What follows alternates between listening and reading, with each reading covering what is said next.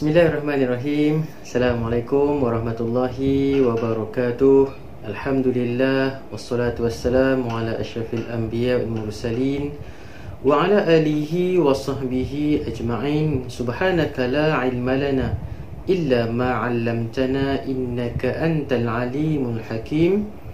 Rabbi shrah li sadri wa yassir li amri wahlul 'uqdatam min lisani yafqahu qawli, amma ba'd. Alhamdulillah, marilah sama-sama kita merafakkan setinggi-tinggi kesyukuran kita kepada Allah Subhanahu wa taala kerana kita masih lagi diberi kesempatan oleh Allah untuk sama-sama kita berada, sama-sama kita berstudy online. Kita berstudy online sekali lagi bersama Ustaz Ruhishan bin Abidin. Jadi sebelum kita mulakan pelajaran kita pada hari ini, saya nak tanya apa khabar semua? Sihatkah ke? Alhamdulillah. Saya doakan agar para pelajar sekalian berada dalam keadaan sihat walafiat, terutamanya bagi pelajar tingkatan 1, insya-Allah. Baik, untuk pelajaran pada hari ini kita akan sama-sama berbicara tentang pelajaran 17, iaitu tajuk konsep ibadah dan jenis hukum. Okey, sekali lagi Ustaz perkenalkan diri Ustaz Ruhishan bin Abidin, Guru Pendidikan Islam, Sekolah Menengah Kebangsaan Tengku Berhudriah Arau Perlis. Okey, sebelum kita mulakan pembelajaran kita pada hari ini, sama-sama kita mulakan dengan duduk dengan tertib. Sekali lagi Ustaz selalu duduk pesan, Ustaz selalu duduk sebut, no? Kita nak belajar, kita nak menimba ilmu ni, cara duduk kita juga memainkan peranan. Duduk dengan selesa juga adalah salah satu cara untuk kita mudah menerima ilmu. Okey, duduk dengan tenang dan tertib, dan seterusnya apa dia? Mulakan dengan membaca surah Al-Fatihah dan selawat kepada Nabi sallallahu alaihi wasallam. Untuk itu, para pelajar sekalian, sama-sama kita buka pembelajaran kita pada hari ini dengan sama-sama kita membaca surah Al-Fatihah. A'udzu billahi minasyaitonir rajim. Bismillahirrahmanirrahim. Alhamdulillahi rabbil alamin. Ar-Rahmanir Rahim. Maliki yaumiddin. Iyyaka na'budu wa iyyaka nasta'in. Ihdinas siratal mustaqim. Siratal ladzina an'amta 'alaihim ghairil maghdubi 'alaihim waladdallin.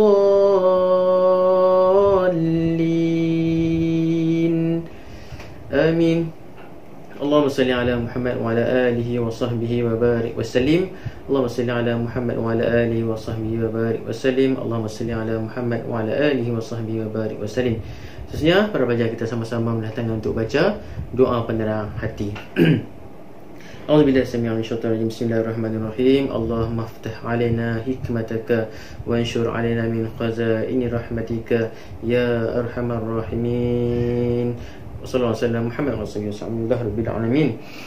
Okey, sebenarnya sebelum kita nak mulakan pembelajaran kita, seperti biasa, pastikan peralatan kita sudah siap berada di depan. Terutamanya mungkin buku nota kita, buku teks, buku latihan mungkin bersama, alat tulis, jangan lupa alat tulis, dan semua dah siap atas meja. Itu cara-cara kita menjadi seorang pelajar cemerlang. Semua pelajar cemerlang yang ada depan Ustaz ni, insya-Allah. Okey, ikhlaskan hati untuk belajar dan jom fokus. Okey, standard pembelajaran untuk tajuk kita pada hari ini, para pelajar sekalian, iaitu yang pertama, menjelaskan konsep ibadah dari aspek maksud. Maksud apa dia? Dua yang kita nak target pada hari ini, nak tahu, iaitu ibadah khusus dan ibadah umum. Okey, maksud ibadah satu, kemudian ibadah khusus tu apa dia, ibadah umum tu apa dia. Okey, ready ya? Sekejap lagi kita akan bincang bersama. Okey, khususnya menjelaskan maksud hukum-hukum berikut beserta contoh. Hukum-hukum apa? Antaranya apa? Wajib, sunat, makruh, apa semua tu sekejap lagi kita akan bincangkan. Okey, khususnya para pelajar mampu untuk menghuraikan hubung kait hukum-hukum yang kita akan bincangkan sekejap lagi ni, dengan amalan harian beserta dengan hikmahnya. Itu kita nak cerita, nak bincangkan. Dan yang keempat, kita nak sama-sama mengamalkan tuntutan hukum-hukum Islam secara istiqamah. Okey, insya-Allah. Okey, yang pertama para pelajar sekalian, kita dah masuk untuk pembelajaran kita pada hari ini. Maksud ibadah. Maksud ibadah. Ingat, maksud ibadah apa dia? Iaitulah ada dua. Iaitu kita nak tahu di sudut bahasa dulu. Okey, di sudut bahasa, ibadah bermaksud tunduk dan patuh kepada Allah Subhanahu Wa Taala. Ingat sekali lagi, dari sudut bahasa, maksud ibadah ialah tunduk dan patuh kepada Allah Subhanahu Wa Taala. Pendek saja. Okey, bahasa. Dari sudut istilah, ibadah bermaksud semua perkataan dan perbuatan zahir. Okey, semua perkataan dan perbuatan zahir atau batin, zahir atau batin, yang disukai dan diredai Allah Subhanahu Wa Taala. Istilah dia panjang sikit. Nah, jadi kita nak tahu ibadah di sudut istilah sekali lagi. Semua perkataan atau perbuatan, satu. Zahir atau batin, dua. Yang disukai dan diredai Allah Subhanahu Wa Taala. Dapat? Cantik. Okey. Lena, maksud ibadah di sudut bahasa satu, di sudut istilah satu. Sudut bahasa dia pendek sikit, sudut istilah dia panjang sikit. Dia ada 3 keyword tadi tu yang Ustaz dah sebut. Mungkin dah lupa tu. Rewind balik. Gitu contoh dia. Okey, seterusnya kita nak bincang tentang apakah tujuan utama Allah ciptakan kita sebagai manusia di atas muka bumi ini. Para pelajar sekalian, tahu tak apa tujuan kita? Tujuan Allah ciptakan kita atas dunia ni. Ada tak nak jawab? Ada nak jawab? Mungkin ada yang kata apa? Untuk apa? Untuk bekerja. Oh, ada kan? Ada yang tanya, pasal apa Allah ciptakan kita ni? Sebab kita nak bekerja untuk melangsungkan kehidupan. Itu jawapannya. Ada. Kemudian ada lagi jawapan apa? Untuk apa? Untuk hidup lah. Untuk hidup. Allah ciptakan manusia untuk hidup atas dunia. Ada yang orang kata, ataupun para pelajar kita kata apa, bila ditanya apakah tujuan Allah ciptakan manusia, adalah untuk apa? Untuk memakmurkan bumi, kan? Untuk menunaikan amanah Allah. Allah bagi amanah. Tapi para pelajar sekalian ingat, yang lebih penting ialah berdasarkan Al-Quran, yang mana Allah telah sebutkan kepada kita, tujuan kita hidup atas dunia, tujuan Allah ciptakan kita sebagai manusia adalah untuk apa?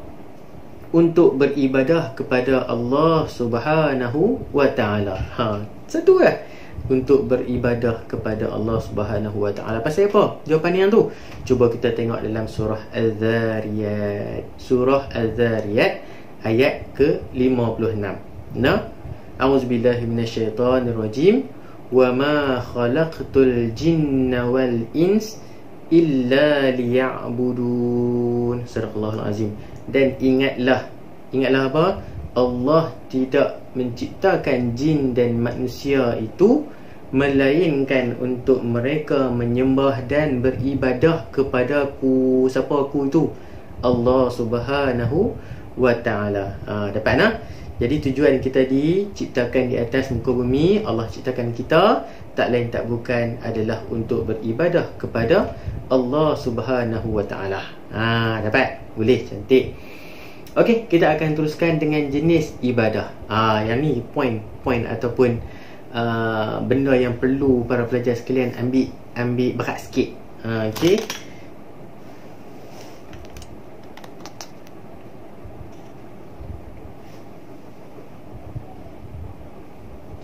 Okey, ni okey para pelajar, kita akan teruskan dengan jenis ibadah. Jenis ibadah ni apa satu perkara, satu apa nama standard pembelajaran yang para pelajar perlu untuk ni berat. Okey. Kerana apa? Ibadah ni ada dua jenis. Ada dua jenis. Jenis yang pertama ataupun skop yang pertama, ibadah umum. Ibadah umum.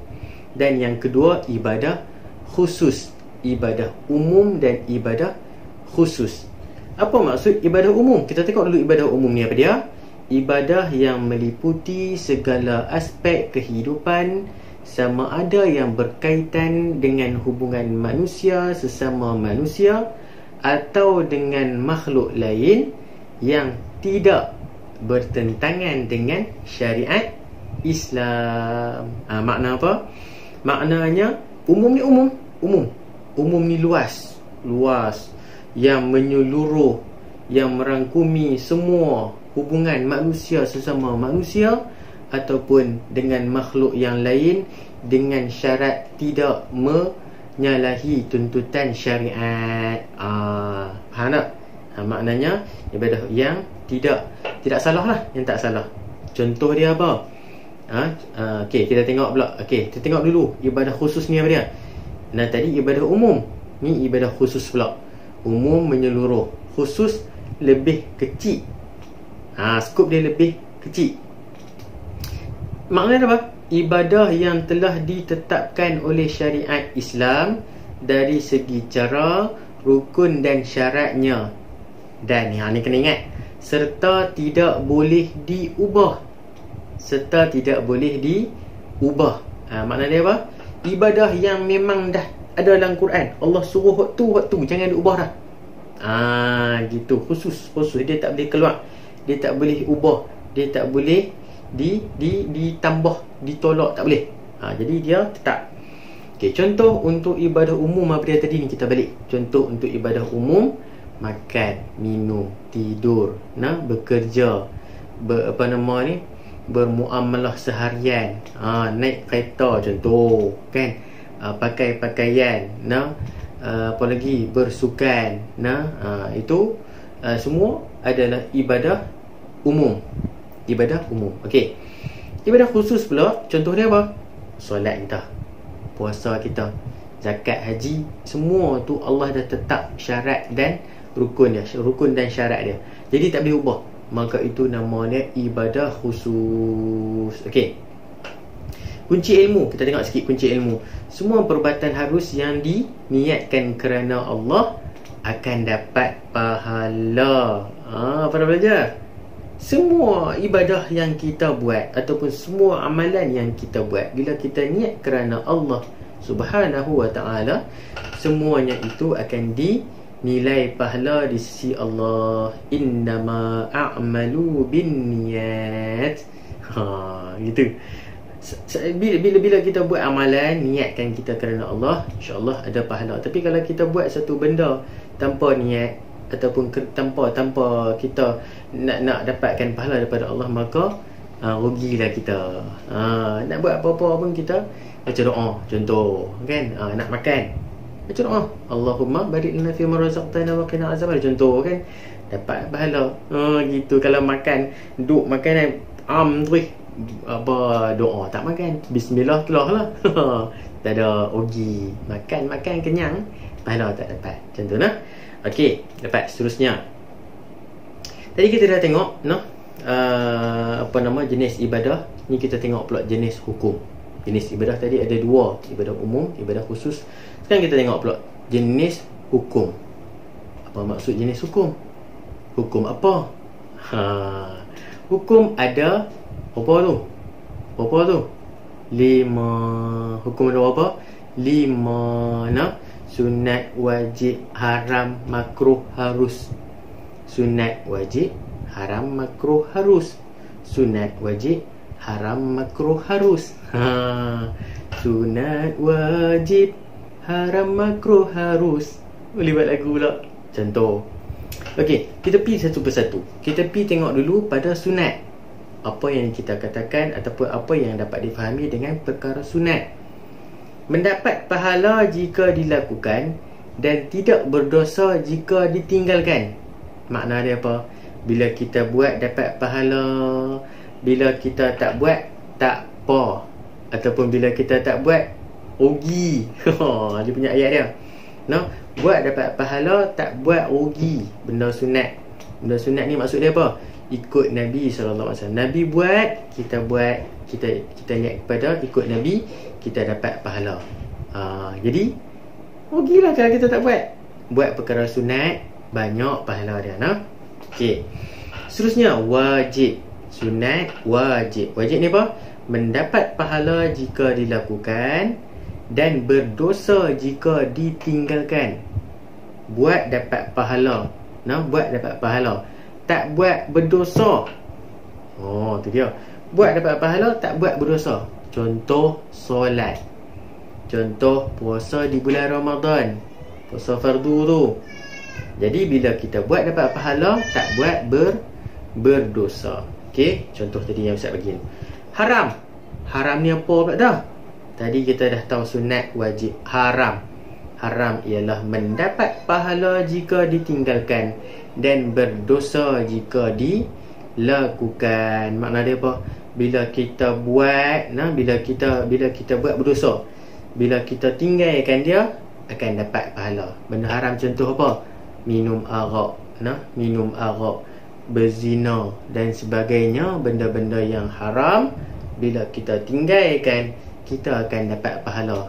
Contoh, bila nampak arak depan tu, kita ni duk rasa macam sabar, tinggal, jangan buat benda ni haram. Kita pun pergi pahala untuk kita. Tapi bila kita buat, apa kita dapat? Dosa. Itu maknanya haram. Okey. Seterusnya makruh.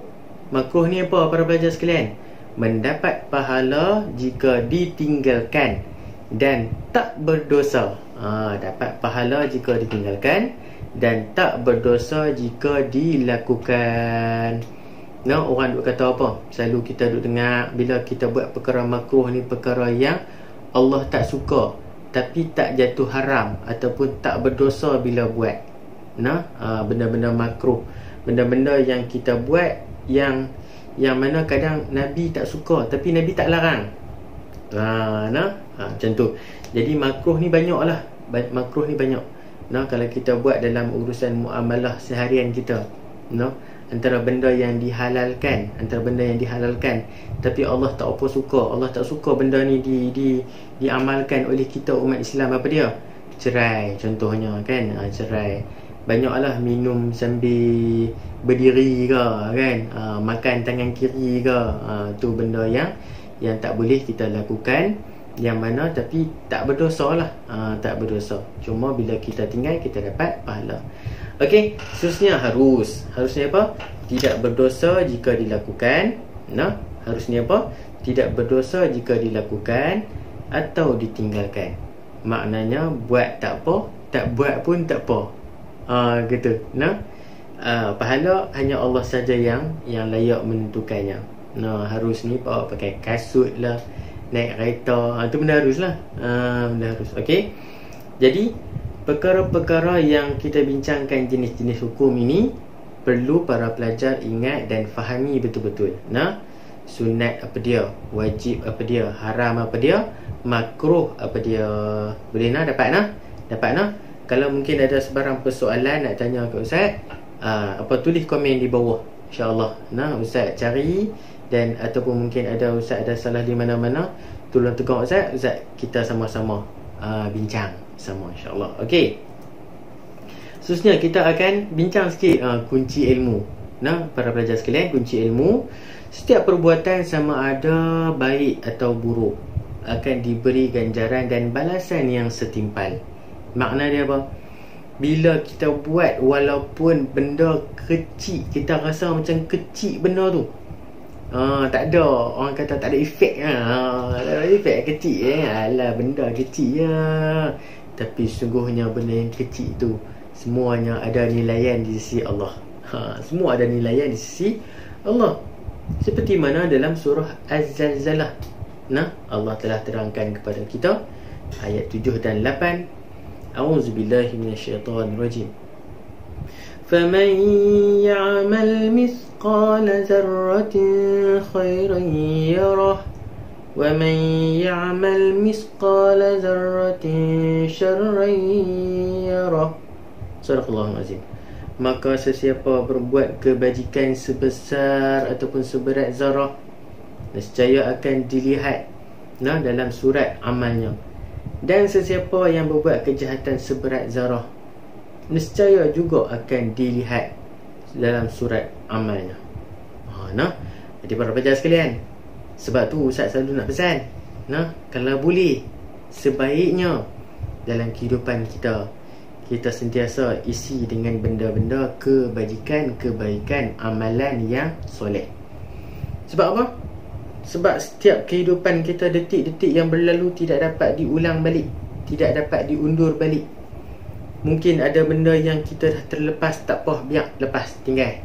Tapi yang akan datang, sama-sama kita usaha untuk setiap benda yang kita nak lalui dalam detik kehidupan kita, kita buat benda baik. Sebab apa? Benda baik ini akan dicatat amalan pahala untuk kita.